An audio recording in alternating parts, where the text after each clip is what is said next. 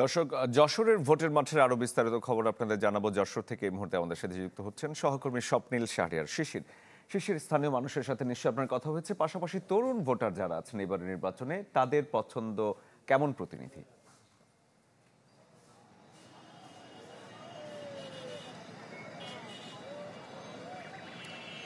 শরীফ, যশোরে মোট ৬টি সংসদীয় আসন রয়েছে। এখানে বিএনপি, জামাত, এনসিপি, এলডিপি, ইসলামী আন্দোলন বাংলাদেশ এরকম বিভিন্ন রাজনৈতিক দলের যারা প্রার্থী রয়েছেন কিংবা সম্ভাব্য প্রার্থী রয়েছেন তারা কিন্তু প্রচার প্রচারণা চালিয়ে যাচ্ছেন। এরই মধ্যে জামাত, বিএনপি এবং ইসলামী আন্দোলনের প্রার্থী সেটি কিন্তু চূড়ান্ত হয়ে গেছে। যদিও যশোর যে ৫ আসনটি রয়েছে সেখানে এখনো বিএনপি তাদের প্রার্থী ঘোষণা করেনি। এটি নিয়ে আলোচনা গুঞ্জন রয়েছে, কোনো জোটের শরিকদের কাছে ছাড়া হবে কিনা এই আসনটি, সেরকমটি নিয়ে নানা রকম জল্পনা কল্পনা রয়েছে, যদিও সেটি এখনো নিশ্চিত হয়নি। এবং এনসিপির অন্যান্য যে প্রার্থীরা রয়েছেন তারা এখনো প্রচার প্রচারণা চালিয়ে যাচ্ছেন, কিন্তু শেষ পর্যন্ত কারা মনোনয়ন পাবেন সেটিও এখনো নির্ধারিত হয়নি। এছাড়া গণ অধিকার পরিষদ এবং এলডিপিরও অনেকে নির্বাচনী প্রতিদ্বন্দ্বিতায় নামতে তারা কিন্তু প্রচারণা চালিয়ে যাচ্ছেন দীর্ঘদিন ধরে। তরুণ ভোটারদের কথা জানতে চাচ্ছিলেন। যশোরের তরুণ ভোটারদের বিপুল সংখ্যক তরুণ ভোটার রয়েছে।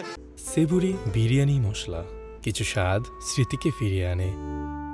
তারা যেটি বলছেন যে সন্ত্রাস মাদক মুক্ত একটি যশোর, সেটি তারা প্রত্যাশা করেন। আপনি জানেন এটি একটি সীমান্তবর্তী জেলা এবং তরুণ ভোটাররা বলছেন সীমান্তবর্তী জেলা হওয়ার কারণে এখানে কিন্তু অবৈধ অস্ত্রের অনুপ্রবেশ এবং মাদকের প্রচুর বিস্তার রয়েছে। সেটা ঠেকাতে নির্বাচিত জনপ্রতিনিধি কাজ করবেন সেরকম প্রত্যাশার কথা জানিয়েছেন কিন্তু তরুণ ভোটাররা। আবার শহরের কথা যদি বলি, শহরে সদর যে আসনটি রয়েছে ৩, সেই যশোর ৩ আসনে যানজট জলাবদ্ধতা একটি সমস্যা দেখা যায়। বর্ষাকালে একটুতে হাঁটু সমান পানি উঠে যায় কিংবা আরও বেশি পানি উঠে যায়।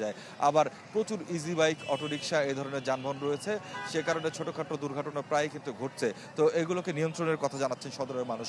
আবার একটু গ্রামের দিকে যদি যায় তাহলে ভবদহের সমস্যা, জলাবদ্ধতার সমস্যা দীর্ঘদিনের, এই সমস্যার সমাধানের দাবি জানিয়েছেন এখানকার ভোটাররা। আবার বেনাপোল বন্দরের আধুনিকায়ন সেরকম দাবিও কিন্তু রয়েছেন। তবে এখানকার ভোটাররা বলছেন মূল প্রতিদ্বন্দ্বিতা হবে বাংলাদেশ জাতীয়তাবাদী দল বিএনপি এবং বাংলাদেশ জামাত ইসলামের মাধ্যমে। তো ভোট যখন হবে তখনই আসলে বোঝা যাবে শেষ পর্যন্ত বিজয়ের হাসি কে হাসেন।